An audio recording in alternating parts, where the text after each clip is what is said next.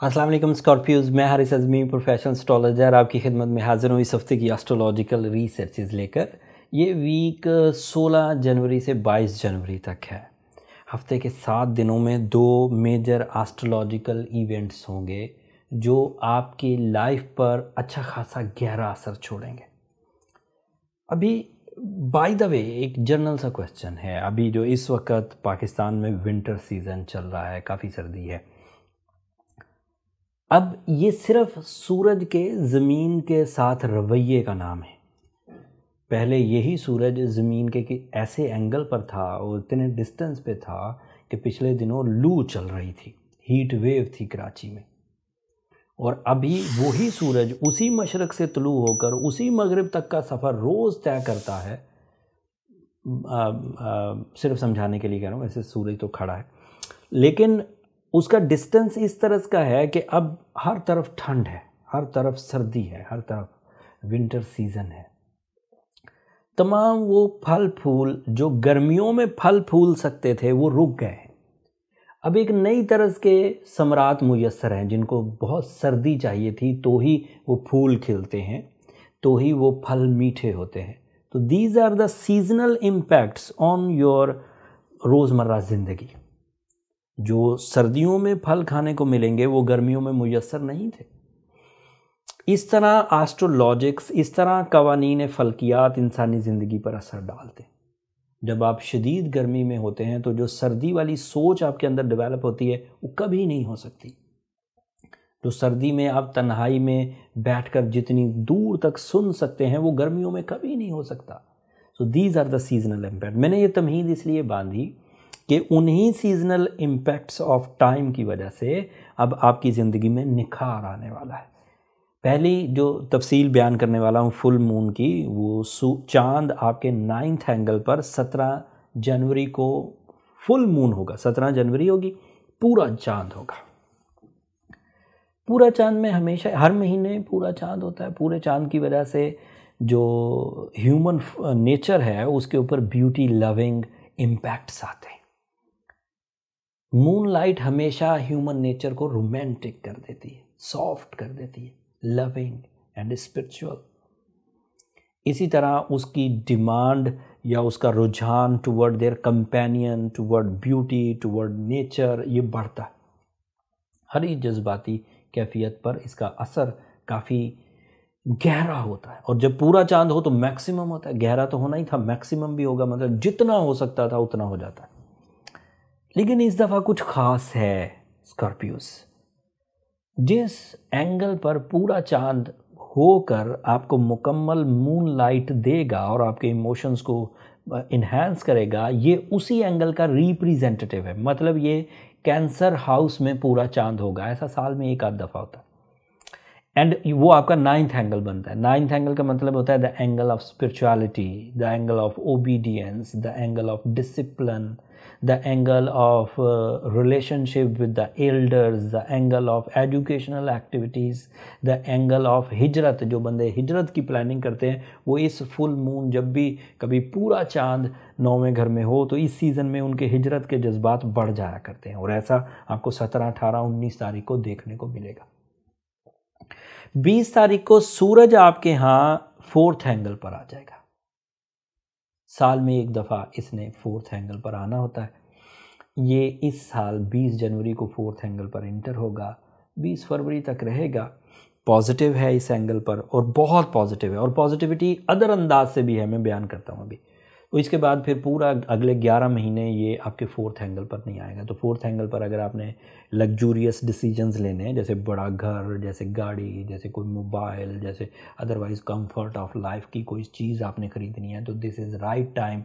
Started from 20th of January, so on, एक महीना। हिजरत करनी है एक मोहल्ले से दूसरे मोहल्ले तक, एक एरिया से दूसरे एरिया तक, एक सिटी से दूसरी सिटी तक, एक कंट्री से दूसरी कंट्री तक, तो ये आपको सपोर्ट करेगा।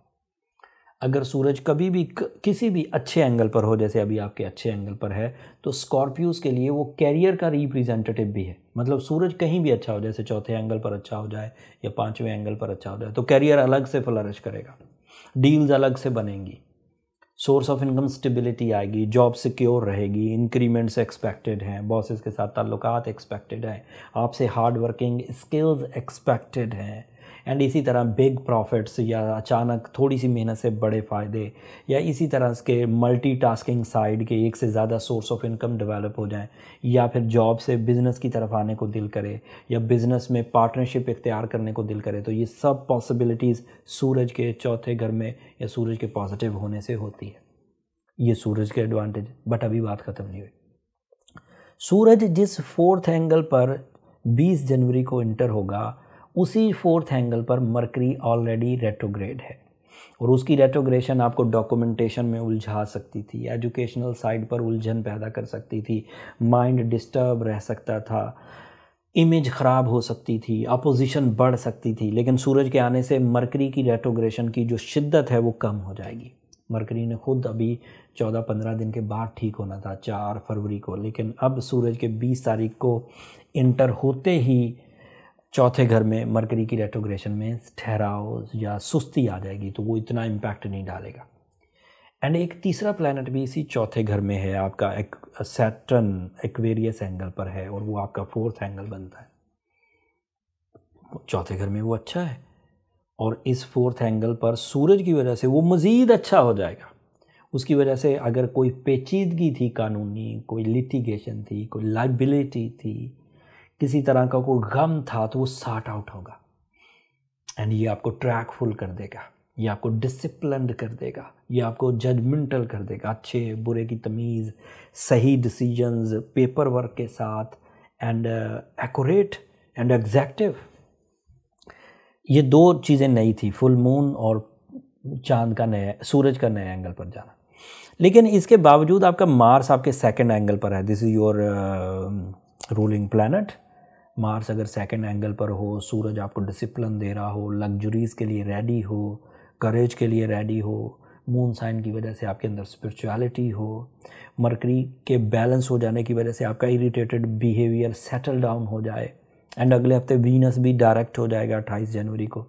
सो mostly your planets are in a regular form, और यहाँ से आपके 2022 का आगाज़ समझे हुआ चाहता है। यहाँ से अब आप अपने आप को प्रूव करिए कि आप 2022 के में बड़ी कामयाबियाँ हासिल करेंगे, बिग अचीवमेंट्स करने की प्लानिंग करिए। स्कॉर्पियोज़, आप मेरी इस प्रोफेशनल स्टेटमेंट को याद रखिएगा। 20 जनवरी के बाद आपका टेक ऑफ टाइम शुरू है। आप चीज़ों को तेज़ी से ग्रैब करेंगे, सक्सेसेस, रिस्पेक्ट, मटेरियल एडवांटेजेस सब मिलने वाले। बट अगर आप उदास हैं, अगर आप एंग्जाइटी के पेशेंट हैं, अगर आप किसी की तजलील की वजह से खुद में ही घुलते ही चले जा रहे हैं, किसी ने इंसल्ट कर दी लेकिन आप घुल, तो अपने आप को कवर करिए। आपको कवर करने के लिए मेरे पास जो 2 रेमेडीज़ हैं इफेक्टिव मोस्ट, मुझे 21 साल हो गए इस जनवरी में एस्ट्रोलॉजी करते हुए। अगर आप ओपल पहने, रूबी पहने, ये ऐसे स्टोन्स हैं जो आपकी फितरत को निखारते हैं, बूस्ट करते हैं, रिपेयर करते हैं, प्रोटेक्ट करते हैं। एंड साथ में सूर्य शम्स 5 टाइम्स इन अ डे पढ़ी जाए, सफ़ेद रंग की चीज़ का सदका किया जाए, तो ये काफ़ी बेनिफिशियरी साबित होता है, जो इस तरह की एंग्जाइटी फीलिंग्स को, फियरफुलनेस को रिकवर कर देते, डर जो बुज़दिली है उसे ख़त्म कर देते। अगर ये सब आप ऑलरेडी कर चुके हैं और फिर भी ठीक नहीं हो रहा है, तो फिर आप अपने पर्सनल चार्ट की तरफ जाइए। उसके लिए नंबर नीचे चलते रहते हैं, इन पर रब्ता करके आप अपने लिए डायग्नोसिस ले सकते हैं। बट वो फ्री फोरम नहीं है स्कॉर्पियोज, होपफुली आप अंडरस्टैंड करेंगे। अगर मेरा ये एस्ट्रोलॉजिकल इवेंट्स, मेरा ये रिसर्चेस बर वक्त आप तक पहुंचाना आपको अच्छा लगता हो, इसकी वजह से आपको टाइम बिहेवियर्स समझने में मदद मिलती हो, तो अपनी दुआओं में मुझे और मेरी टीम को ज़रूर याद रखिएगा। आपकी दुआएं मेरे लिए बहुत अहमियत वाली हैं स्कॉर्पियोस। और अपनी मोहब्बतों का इजहार चैनल की सब्सक्रिप्शन की सूरत में कर दीजिएगा। आपकी मोहब्बतें हमारी हौसला अफजाई की वजह बनती हैं। आपकी मोहब्बतों की वजह से ही हम पाकिस्तान में एस्ट्रोलॉजिकली नंबर 1 फोरम परफॉर्म कर रहे हैं। अगले हफ्ते जब वीनस डायरेक्ट होगा तो आपकी ज़िंदगी पर और बहुत गहरे और मुस्बत असरात आएंगे। उन गहरे असरात की रिसर्चेस के साथ आपकी खिदमत में दोबारा हाज़िर होऊंगा। तब तक के लिए अल्लाह ने के बाद।